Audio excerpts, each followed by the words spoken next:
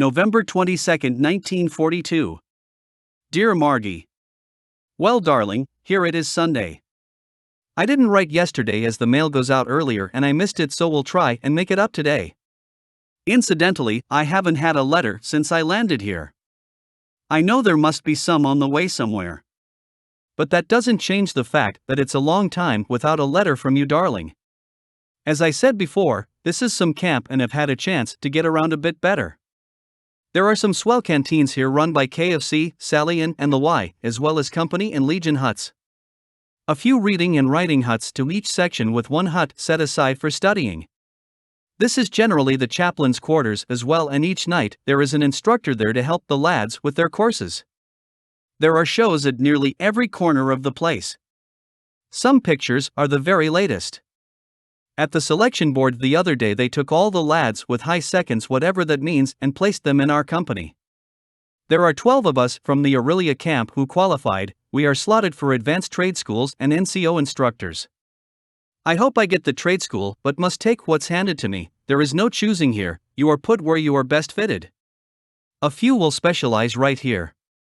However, it means a lot of studying and hard work, so we'll have to buckle down this coming week. We had a route march this last Saturday morning, about 8 miles, most of it along the shore of the Ottawa River.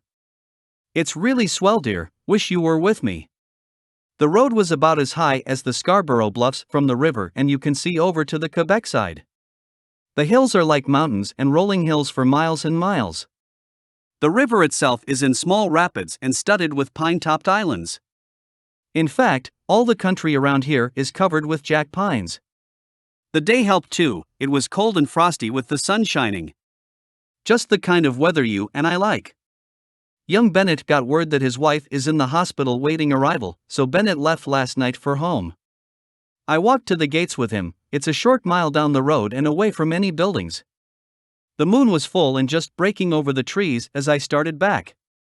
It looked swell, big and silvery. Did you see it, darling? I was wondering and thinking of you as I watched it. I thought that maybe you were looking at it about the same time, 9 o'clock to 10. Well, darling, there will be no more leaves until Christmas or New Year's, then I get 5 or 6 days leave. Oh boy. I get itchy feet thinking of it. We will have fun, Margie, won't we? Well, sweetheart, there goes the 5th page, a record for me, isn't it? I have really enjoyed writing it, as I must say I was disappointed when there was no mail for me this morning and won't be any until Monday night. So, writing helped. I see some good books here, so think I'll read for an hour or so. All my love, dearest, you are swell, you know. Write soon. Your loving husband. As ever. Roger XXXX. November 23, 1942. Dear Margie. Well, darling, Monday is over. It's been a fairly busy day, a review of our basic course, some drills, our first lesson on advanced mapping. This evening we drew our rifles, so have been busy cleaning it. They are always in a mess. I think I told you all the news yesterday in my record letter. It wasn't quite so cold today, the sun shone brightly with hardly any wind at all. I told you I had a letter from the folks with Joyce's letter enclosed. Joyce seems to like the army okay and apparently gets lots of time off. One thing for sure, dear, I will be glad when the training here is over. It's too far from you. I must admit I am a little worried about you, dear, no letters yet. I would have wired last night but have only 12 cents to my name. I hope you are well. It is over a week since I saw you, so I'm beginning to think all kinds of things. So here is hoping for a favorable letter from you, dear, saying everything is all right. All my love, sweetheart. As ever. Roger XXXXX. November 24, 1942. Dear Margie. Well, darling, your first letter arrived today, Tuesday. You will know by now that I have switched to another section and company. Frankly, darling, I was beginning to really worry and borrowed a couple of bucks this afternoon and was going to phone your folks tonight and find out what the trouble was.